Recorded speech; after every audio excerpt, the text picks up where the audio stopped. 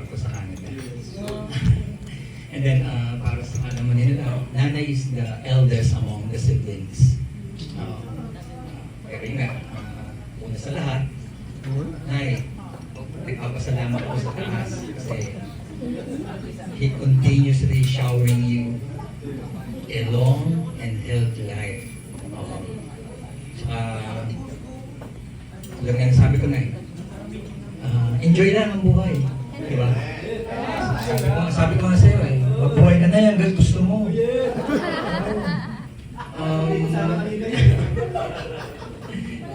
Kaya si nanay kasi ang number one issue lang niya, ang number one health issue niya is yung pag sinusumbong siya ng ambol, tawag niya ambol kapag biglang lalapit sa akin yan, tumatambol na naman.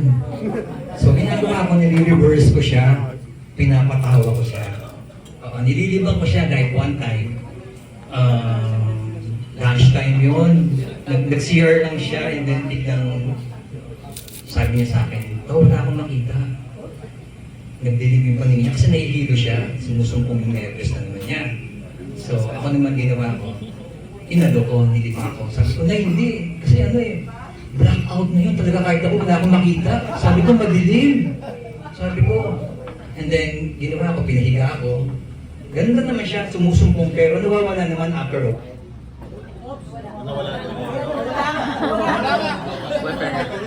Lumidilim.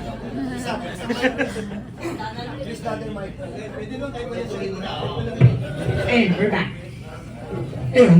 Para ituloy ko lang na, so to cut the long story short, yun lang, si nanay talaga dapat lang ma-address yung nervous niya. Pero healthy.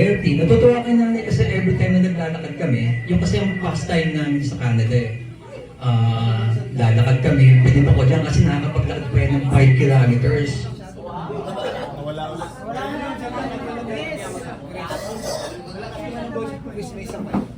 Tech support. Hosting. Welcome to Tech Support. I have allergies. Hello, okay, yun. So, although mabagal, kasi ako yung nilalakad ko, nakukuha ko lang siya ng 15 minutes Yung kami ni nanay, first na lakad niya, ang recollection ko, siguro mga 5 kilometers yun. Sa video. Ilakad namin yun ng 1 hour and a half. Kasi nag-i-station kami, every bus stop, tumitigil siya, pinagpapahinga ko. Kasi sinatsaga ko si nanay para hindi siya nakakaidot sa loob ng bahay. Malakas pa rin siya, maintain niya yung kanyang stamina. Yun ang aming daily routine sa Canada. Pero yan, Nay, sabi nga dito Dante, reaching the age of 80 is talagang super bonus na galing sa taas.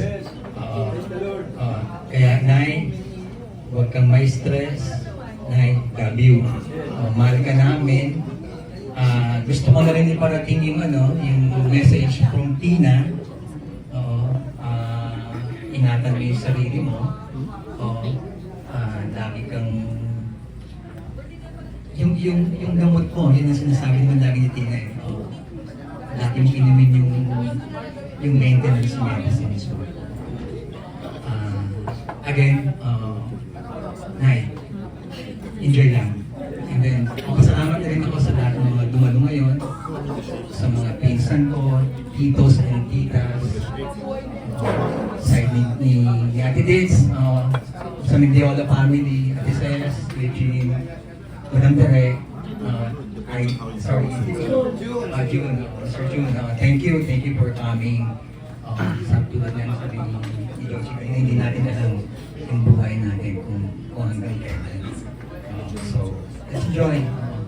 Thank you. Yun po. Salamat.